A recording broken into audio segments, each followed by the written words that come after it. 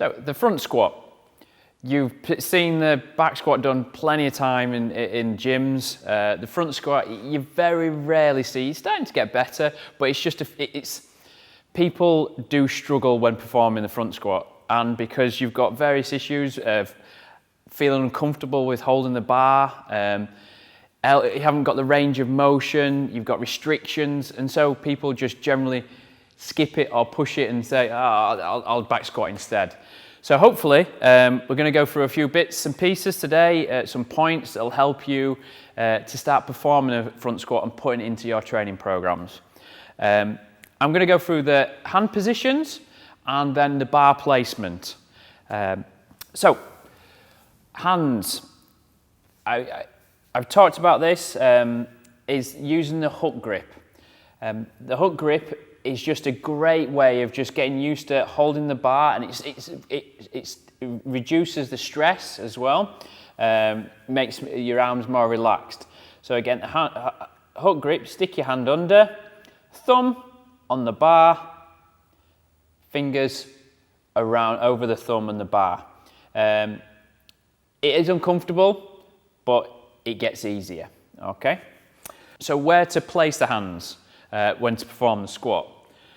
You don't want your hands resting on your shoulders because that's extremely painful, and if you look at my back, even when I'm like that, it rounds off that mid-back.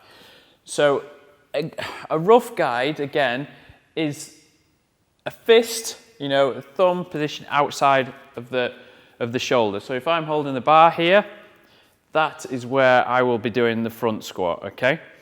We want to be able to keep our back nice and strong, because if you drop your shoulders and elbows, it rounds off the back.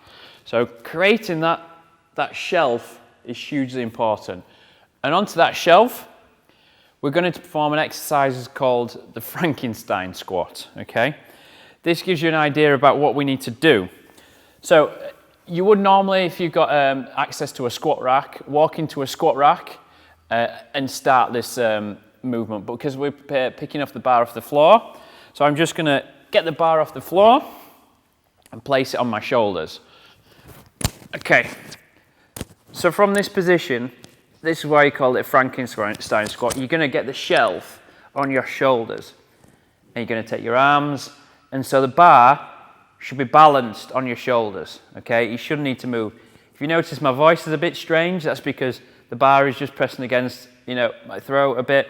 But at first it will feel a bit uncomfortable, but you do get used to it, okay? So you're taking your arms out, set in that position, and we're going to perform a squat, all right? So you're dropping down. If you look, I keep my arms high throughout the movement. Standing up, squeezing your glutes at the top. Create that tightness. Set yourself. Drop into a squat. And standing up, okay? The only problem is you can't get your arms back under, so make sure you take it out. If you're in a squat rack, you can just walk in and walk out. So performing that, making sure that your arms are straight and level, don't let them drop, because as soon as that bar drops, the arms drops, the bar will drop. Keep the arms out, and that's a great way of starting to learn to keep that upright torso when forming the front squat. And you're not going to lift a lot of weight, but it just gives you that idea of like where that torso needs to be when you're lowering in to perform that squat. If my arms are here, look what naturally happens to my back, okay? Raise the arms up, it creates that straighter back, okay? Next, so we've done the arms. So another thing to think about, and I mentioned it previous, is foot placement. Those foot placement, if you're thinking of a clock, it needs to be at 10 to 2. So turn your feet, so a slight turn out, and again, make sure the knees are tracking over the toes. As you're dropping down, have a look. They don't want to be outside of the toes. If you can see, I'm rolling on my feet. Make sure they're level. Create that space. Don't let the knees cave in. Imagine you're pushing out. Imagine you've got two walls, you're driving them out, so it creates that tension, that torque, that tightness. So when you're at the bottom of the movement, just thinking about pushing those knees out and standing up. You'll feel a lot stronger if you can think about that. Push the ground away, drive the knees out, and you're gonna really punch that weight up. As you're punching the weight up, I kind of think about and tell people to actually drive your hips towards the wall, okay? So as you stand up, don't leave those hips behind. You've got the bar here. You want to fully stand up by driving, squeezing the glutes at the top of the movement, okay? So I'll put that together. I'll show you that one more time. The Frankenstein squat. Setting yourself in that position. And chest up. Drive the knees up. Squeeze the glutes at the top, pushing the hips through. Hips through.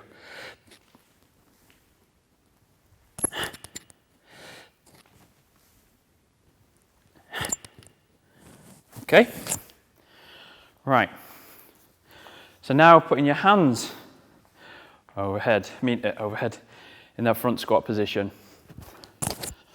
So if you can see, I've got that hook grip, elbows are high.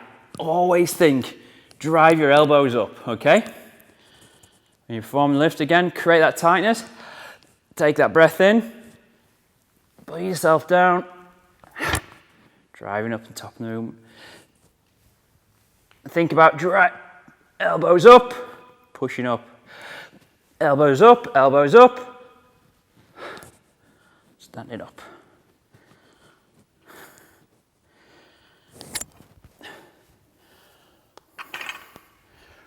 Really try and focus on having that hand the whole way around the bar.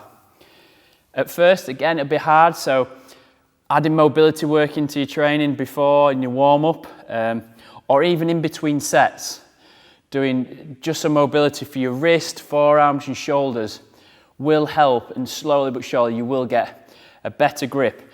You will see a lot of people holding it just in their fingers at the back.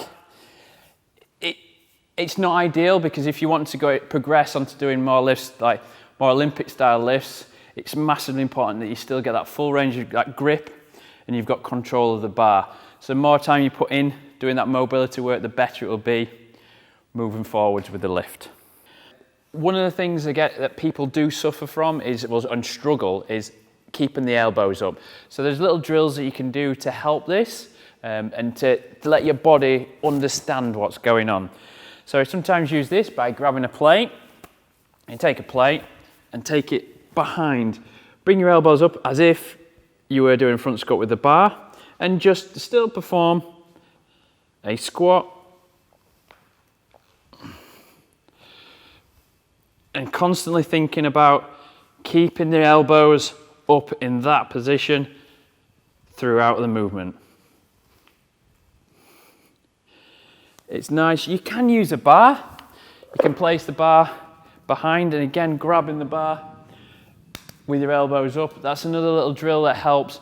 But anything that helps you understand that you need to keep these elbows up the whole way through the movement, it's beneficial, all right? Just adding these on as a little warm-up before you're jumping onto the bar is gonna help.